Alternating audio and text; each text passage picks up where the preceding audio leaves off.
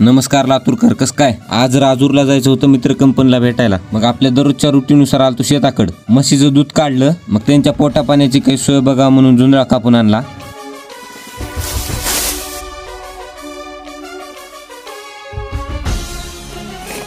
आणि इकडे भुईमुगात पाईप जोडल ते मोटर चालू करून घंटाभर भिजवा म्हणलं तर चावीस घरी विसरली ती. जाऊ द्या म्हणलं आता चला. पुन्हा इकडे मंदिरात देवपूजा करायची होती. तिथं सीताफळाचं झाड दिसलं. डोळे उघडलेले 4-5 सीताफळ काढून घेतले. पुन्हा वाटत येता कुत्रं गवसलतं. त्याला आज बिस्कुट पुडा नाही पोळी आणल ती. पुन्हा शेतातून घरी आल्यास एवढी गरमी झाली, कूलर लावून मस्त हवेला पडलो बघा.